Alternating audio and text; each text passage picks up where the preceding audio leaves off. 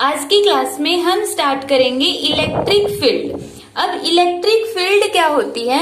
It is defined as the space around the charge in which its electrostatic force of attraction can be experienced by the other charge.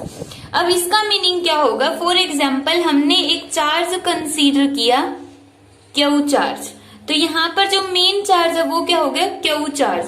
तो इस Q charge के चारों तरफ का जो space होगा, space around the charge, Q charge के चारों तरफ का जो स्पेस होगा, इन विच जहां पर हम इस चार्ज के फोर्स ऑफ अट्रैक्शन को एक्सपीरियंस कर सकते हैं दूसरे चार्ज के थ्रू। फॉर एग्जाम्पल हम यहाँ पर एक चार्ज लेकर आते क्यू नोट, तो जैसे ही क्यू नोट चार्ज हम लेकर आए, अगर वो पॉजिटिव है तो ये क्यू चार्ज इस चार्ज को रिपेल कर देगा, और अगर यहाँ पर ये चार्ज नेगेटिव होता तो ये इस चार्ज को अपनी तरफ अट्रैक्ट कर लेता। तो ये जो अट्रैक्शन और रिपल्शन है वो कितने स्पेस के अंदर होगी, वही हमें क्या कहलाता है? इलेक्ट्रिक फील्ड कहते हैं। मींस किसी भी चार्ज के चारों तरफ का वो स्पेस जहां पर हम इसके फोर्स ऑफ अट्रैक्शन और फोर्स ऑफ रिपल्शन दोनों को एक्सपीरियंस कर सकते हैं with the help of other charge.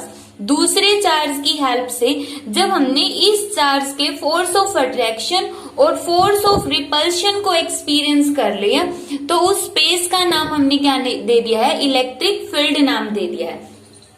अब यहाँ पर मेन चार्ज कौन सा है? Capital Q. ये चार्ज क्या है? यहाँ पर मेन चार्ज है, क्योंकि हमने तो इसके चारों तरफ का स्पेस कंसीडर किया है। तो यहाँ पर plus Q charge electric field generate कर रहा है अपने चारों तरफ, अपने चारों तरफ इसने इलेक्ट्रिक फील्ड को जनरेट कर दिया है। तो जब ये इलेक्ट्रिक फील्ड को जनरेट कर रहा है तो हम इस चार्ज को क्या बोलेंगे? Source charge. Source charge. जो चार्ज इलेक्ट्रिक फील्ड को जनरेट करता है उसको हम क्या बोलते हैं? सोर्स चार्ज बोलते हैं। और जो क्यू नोट चार्ज है, यहाँ पर जो क्यू नोट चार्ज है उसको हम बोलेंगे टेस्ट चार्ज। Test charge.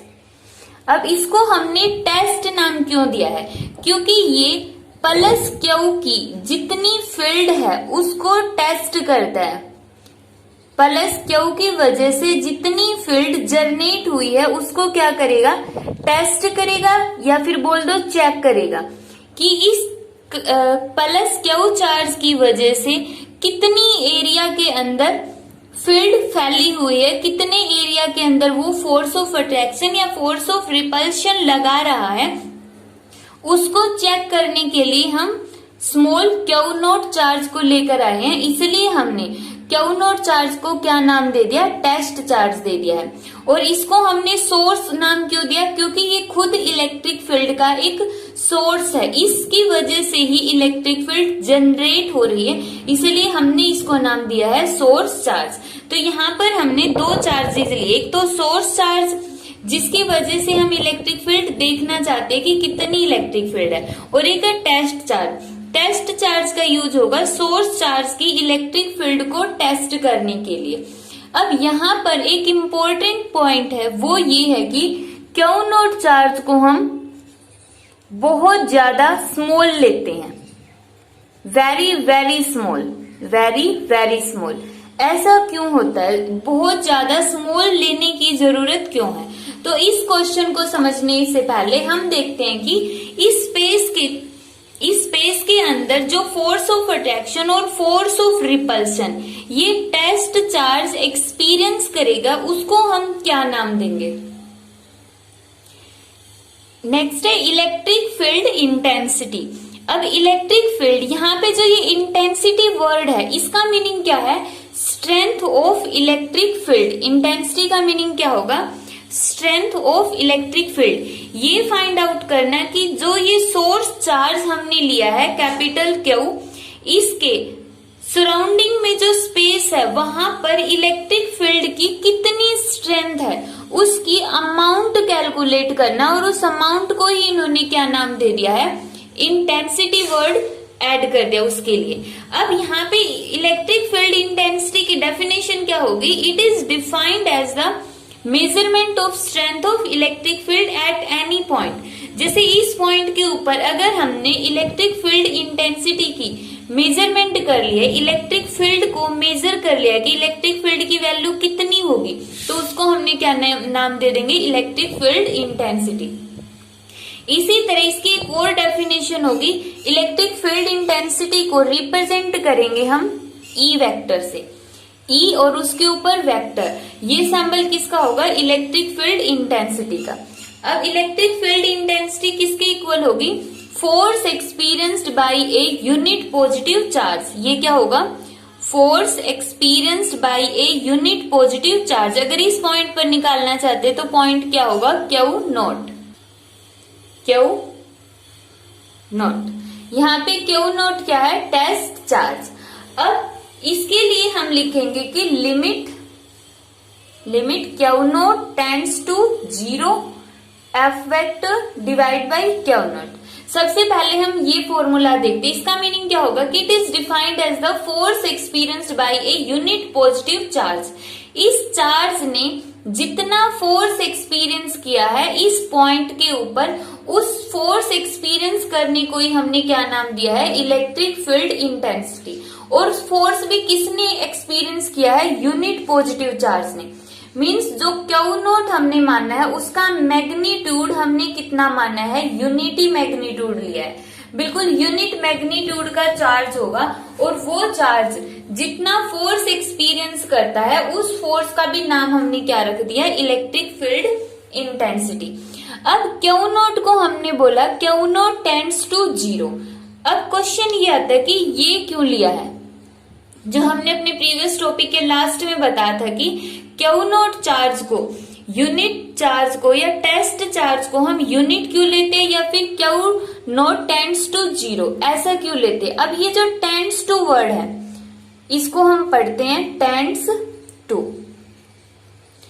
इसका मीनिंग होता है कि क्यू नॉट की वैल्यू एग्जैक्टली 0 के इक्वल नहीं होगी, बल्कि वो टेंड्स टू 0 होगी। मीन्स 0 के पास जा रहा है, मे बी 0.2 हो या 0.1 हो या 0.001 हो या 0.0001 हो, लेकिन एग्जैक्टली 0 नहीं होगी।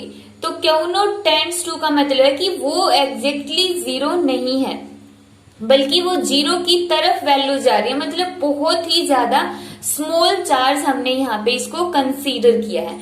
अब इसको स्मॉल चार्ज क्यों कंसीडर किया है, तो सबसे पहले हम इसकी एक बार यहाँ पे यूनिट देख लेते हैं। इलेक्ट्रिक फील्ड इंटेंसिटी की यूनिट क्या होगी, फोर्स की यूनिट होगी न्यूटन, चार्ज की यूनिट होगी कूलम। तो इसकी यूनिट क्या होगी, न्यूटन पर कूलम हो गई। और ये क्या है, इलेक्ट्रिक फील्ड इंटेंसिटी एक वेक्टर क्वांटिटी है। वेक्टर क्वांटिटी क्यों है, क्योंकि इसकी पर्टिकुलर डायरेक्शन है, और डायरेक्शन कौन सी होगी, जो फोर्स की डायरेक्शन है।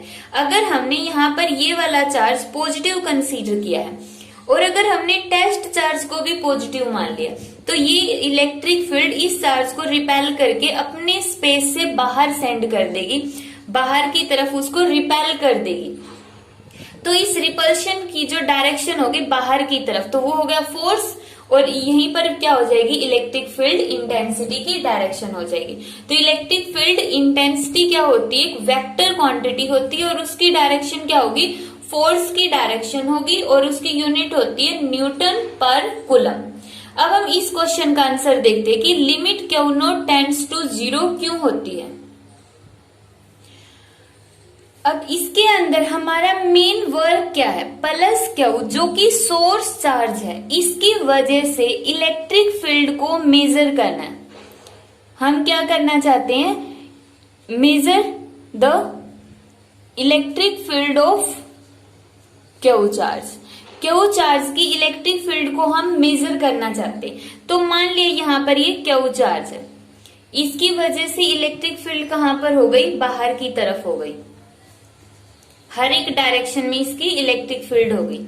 स्फीयर की शेप में होगी, मीन्स यहाँ पर चार्ज लिया तो नीचे भी जा रही है, यहाँ पर लेफ्ट में भी है और राइट में भी है, अपवर्ड डायरेक्शन में भी है, यहाँ पर डाउनवर्ड में भी, और बिल्कुल नीचे की तरफ भी है। मीन्स इसकी जो शेप होगी वो स्फीयर की जैसी होगी 3D के अंदर। 3D का मतलब क्या होगा, जैसे मार्कर है, अब इसकी लेंथ भी है, ब्रेथ भी है और इसकी हाइट भी है, तो ये जो इलेक्ट्रिक फील्ड लाइंस है वो हर एक डायरेक्शन में फैली होगी। तो यहाँ पर हम क्या कैलकुलेट करना चाहते हैं, प्लस क्यू की वजह से हम इलेक्ट्रिक फील्ड कैलकुलेट करना चाहते हैं। मान लिया यहाँ पर हमने टेस्ट चार्ज क्यू नोट मान लिया और उसकी कुछ न कुछ पर्टिकुलर वैल्यू कंसीडर कर लिया। अब की बार हमने क्यू नोट को क्या मानना है, जैसे हम थोड़ा सा लार्ज मैग्नीट्यूड ले लेते हैं, उसका लार्ज मैग्नीट्यूड का क्यू नोट चार्ज कंसीडर कर लिया। सिर्फ हमने कंसीडर किया कि लेट क्यू नोट है वो लार्ज मैग्नीट्यूड का है। अब अगर इसको हम प्लस मानते हैं, एक टाइम पे हमने क्यू नोट को क्या ले लिया, पॉजिटिव चार्ज ले लिया, तो अब देखो प्लस क्यू सोर्स चार्ज है, इसकी वजह से इलेक्ट्रिक फील्ड होगी, प्लस क्यू की वजह से इलेक्ट्रिक फील्ड है E1 और उसकी डायरेक्शन कहां पर है, आउटवर्ड।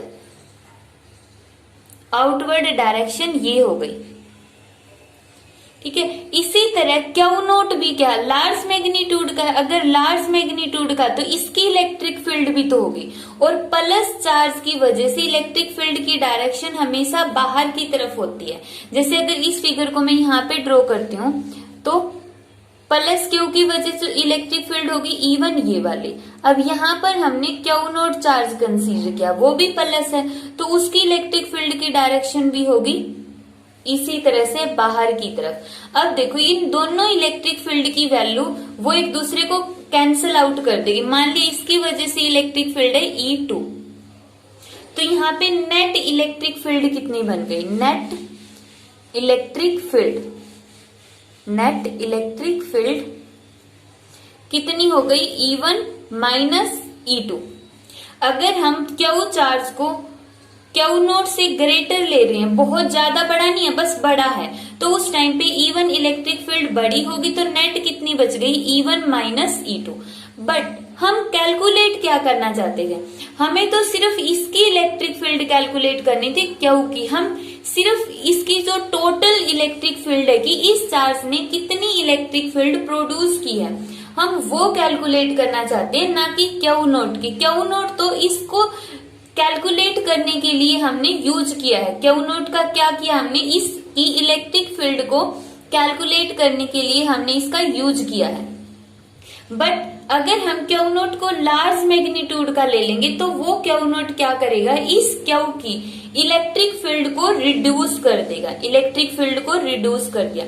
क्यू की वजह से एक्चुअल में इलेक्ट्रिक फील्ड आई तो है E1, बट इसने क्यू नोट ने उसको रिड्यूस करके कितना कर दिया, E1 से रिड्यूस करके E1 माइनस E2 कर दिया। इस तरह से हम जो प्लस क्यू चार्ज है उसकी इलेक्ट्रिक फील्ड को कैलकुलेट नहीं कर पाएंगे। और अगर हम मान लेते कि हमने इसको नेगेटिव कंसीडर कर लिया, अगर हम क्यू नोट को नेगेटिव कंसीडर कर लेते हैं तो ये प्लस क्यू की इलेक्ट्रिक फील्ड हमने मान लिया इस डायरेक्शन में है ही, प्लस की वजह से E1।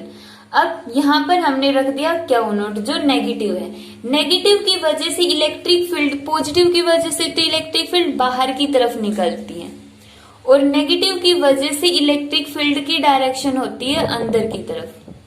तो इसकी इलेक्ट्रिक फील्ड की डायरेक्शन हो गई अंदर की तरफ। देखो ये तो हो गई प्लस क्यू की और ये हो गई माइनस क्यू की, तो ये दोनों डायरेक्शन आपस में मिल गई, और इसकी इलेक्ट्रिक फील्ड कितनी है, E2। तो अब टोटल इलेक्ट्रिक फील्ड कितनी हो गई, E1 प्लस E2। अब देखो हमें तो सिर्फ क्यू की निकालनी थी, और क्यू की कितनी है, E1 की वैल्यू निकालनी थी, लेकिन अब टोटल इलेक्ट्रिक फील्ड कितनी बन गई हमारे पास, इंक्रीज हो गई, E1 से इंक्रीज होकर कितनी बन गई, E1 प्लस E2। ये फिर से गलत हो जाएगा क्योंकि हमें किसकी निकालनी है, सिर्फ क्यू की इलेक्ट्रिक फील्ड निकालनी है, और क्यू की एक्यूरेट इलेक्ट्रिक फील्ड कैलकुलेट करने के लिए हम क्या करेंगे, टेस्ट चार्ज को बहुत ज्यादा स्मॉल मान लेंगे। अब अगर स्मॉल होगा तो इसकी वजह से जो इलेक्ट्रिक फील्ड होगी वो भी क्या होगी, बिल्कुल नेग्लिजिबल होगी, और यहां से फिर E2 को हम रिमूव कर देंगे तो नेट इलेक्ट्रिक फील्ड भी क्या बच गई, फिर इवन ही बच गई। तो इस वजह से हम क्यू नोट को बहुत ज्यादा स्मॉल लेते हैं ताकि उसकी इलेक्ट्रिक फील्ड सोर्स चार्ज की इलेक्ट्रिक फील्ड को इंटरफियर ना करे, उसकी इलेक्ट्रिक फील्ड को चेंज ना करे। अब क्या ऐसा पॉसिबल है कि क्यू नोट को हम टेंड्स टू 0 ले लें? अब माइक्रोस्कोपिक लेवल की बात करें तो माइक्रोस्कोपिक लेवल का मतलब क्या होगा, वहां पर सबसे स्मॉलेस्ट चार्ज किसके ऊपर है, इलेक्ट्रॉन के ऊपर। और इलेक्ट्रॉन पर चार्ज हमने कितना कंसीडर किया, 1.6 इंटू 10⁻⁻19 कूलम। नेचर के अंदर सबसे स्मॉलेस्ट चार्ज जो इंडिपेंडेंटली एग्जिस्ट करता है वो हमने माना है इलेक्ट्रॉन के ऊपर इतना। तो यहाँ पर हम जो ये Q nought charge tends to 0 ले रहे हैं वो ले रहे हैं मैक्रोस्कोपिक लेवल पर। मीन जब हम एक्सपेरिमेंट करते तो उस टाइम पे हम चीजों को कहां पर कंसीडर किया, अगर मैक्रोस्कोपिक लेवल पर कंसीडर किया तो मैक्रो लेवल पर तो ये वैल्यू क्या है, इलेक्ट्रॉन की वैल्यू ही क्या है, बहुत ज्यादा निग्लिजिबल होती है, बहुत स्मॉल होती है अगर हम मैक्रोस्कोपिक लेवल पर कंसीडर करते हैं तो मैक्रोस्कोपिक लेवल पर क्यू नॉट टेंड्स टू 0 हम ले सकते हैं, बट माइक्रोस्कोपिक लेवल पर जो स्मॉलेस्ट चार्ज है जो इंडिपेंडेंटली एग्जिस्ट करेगा उसकी वैल्यू इतनी होती है, इससे कम नहीं हो सकती है। तो ये था रीजन कि क्यों हमने क्यू नॉट टेंड्स टू 0 लिया है। अब हम देखते हैं कि इलेक्ट्रिक फील्ड इंटेंसिटी का फॉर्मूला क्या होगा और उसको हम कैसे डिराइव करेंगे। नेक्स्ट टॉपिक है इलेक्ट्रिक फील्ड इंटेंसिटी। मान लिया हमने पॉइंट चार्ज कंसीडर किया प्लस क्यू, तो इसकी वजह से इलेक्ट्रिक फील्ड की डायरेक्शन क्या होगी, बाहर की तरफ होगी। इसी तरह यहाँ पर भी बाहर की तरफ, इस साइड भी और इस साइड भी, और नीचे की तरफ भी और ऊपर की तरफ भी इलेक्ट्रिक फील्ड आ रही है आउटवर्ड डायरेक्शन में। ऐसा लग रहा है जैसे यहाँ से लाइन है वो निकल कर बाहर की तरफ जा रही है। हमें कैलकुलेट करना है आर डिस्टेंस के ऊपर। मान लिए इस पॉइंट के ऊपर इसकी डिस्टेंस कितनी है, आर डिस्टेंस के ऊपर हम इलेक्ट्रिक फील्ड इंटेंसिटी कैलकुलेट करना चाहते हैं। तो जहां पर भी इस यूनिट के अंदर पूरे के पूरे चैप्टर में हमें इलेक्ट्रिक फील्ड इंटेंसिटी निकालनी हो, जिस भी पॉइंट पर हमें इलेक्ट्रिक फील्ड इंटेंसिटी निकालनी हो उस पर हम क्या पुट कर देंगे, एक टेस्ट चार्ज प्लेस कर देंगे और उस टेस्ट चार्ज को मानोगे प्लस क्यू नॉट और बिल्कुल स्मॉल मैग्नीट्यूड का होगा। तो यहाँ पर देखो जैसे ही हमने इस पॉइंट के ऊपर हमने प्लस क्यू चार्ज लिया तो ये वाला जो चार्ज है प्लस क्यू इसको रिपेल करेगा। तो अकॉर्डिंग टू कूलम्स लॉ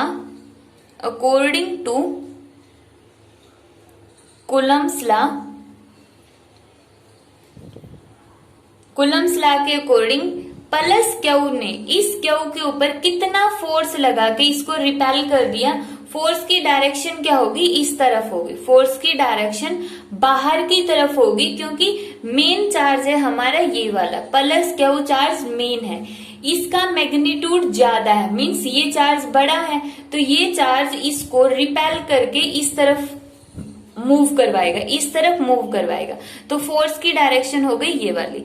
तो कूलम्स लॉ के अकॉर्डिंग फोर्स आ गया के Q first charge, second charge है Q not divide by distance कितनी है आर स्क्वायर, और डायरेक्शन के लिए हम लगाते हैं यूनिट वेक्टर। ये क्या किसका सैंपल होता है, यूनिट वेक्टर का जो डायरेक्शन शो करता है। अब हमें पता है इलेक्ट्रिक फील्ड का फॉर्मूला क्या होता है, F vector divide by Q nought. तो एफ वेक्टर की वैल्यू पुट करेंगे K Q nought by R square R cap और डिवाइड बाई क्या है क्यू नॉट। तो यहां से हम इस क्यू नॉट को यहां पर लिख सकते हैं क्यू नॉट से क्यू नॉट कैंसिल, यहाँ पे इलेक्ट्रिक फील्ड की वैल्यू आ गई K Q divide by R square और यहाँ पर आ गया आर कैप। तो ये आ गई electric field intensity due to a positive charge Q की वजह से इलेक्ट्रिक फील्ड इंटेंसिटी का फॉर्मूला। और चार्ज कैसा है, क्यू एक पॉइंट चार्ज है, ठीक है। अब हम देखते हैं 3D सिस्टम के अंदर हम प्लस क्यू की वजह से कितनी इलेक्ट्रिक फील्ड होगी कैसे निकालते हैं। इसके अंदर हमने कंसीडर किया, ये है एक्स एक्सिस, ये है वाई एक्सिस और ये है जेड एक्सिस। यहाँ पे होगा ओरिजिन ओ। तो यहाँ पर हमने कंसीडर किया कि जो पॉइंट चार्ज है प्लस क्यू, वो कहाँ पर रखा हुआ है, ओरिजिन से R1 डिस्टेंस पर रखा हुआ है और हम कैलकुलेट करना चाहते हैं इस पॉइंट पर। मान लिया ये पॉइंट है ए और ये पॉइंट है बी। बी पॉइंट पर हम इस चार्ज की वजह से इलेक्ट्रिक फील्ड इंटेंसिटी निकालना चाहते हैं, जबकि बी की वैल्यू या बी की डिस्टेंस ओरिजिन से कितनी है, R2 वेक्टर है। तो यहाँ पे इन दोनों के बीच की डिस्टेंस कितनी हो जाएगी, R12। R12 का मीनिंग क्या होगा, यहाँ पे R2 minus R1 means final position B और यहाँ पर A। इसका मीनिंग क्या है कि शुरू में हमने यहाँ पर ये जो टेस्ट चार्ज लिया है वो बिल्कुल इसके नजदीक रखा हुआ था, फिर इस प्लस क्यू ने उसको रिपेल करके R2 के पास भेज दिया, तो उसकी फाइनल पोजीशन हो गई R2 और उसकी इनिशियल पोजीशन क्या थी, R1 थी। तो R12 इसलिए हमने लिखा, R12 का मतलब ये क्यू नॉट चार्ज पहले यहाँ पर था, तो उस टाइम पे इसकी इनिशियल पोजीशन R1 ही थी, बिल्कुल इसके नजदीक था। फिर दोनों पे पॉजिटिव चार्ज होने की वजह से इस क्यू ने उसको रिपेल करके R2 पोजीशन पर सेंड कर दिया। तो R12 हो गया final position minus initial position. अब हम देखते हैं कि अब ये क्यू चार्ज इसको रिपेल करके इस डायरेक्शन में सेंड कर रहा है, तो इसको हमने मान लिया F0।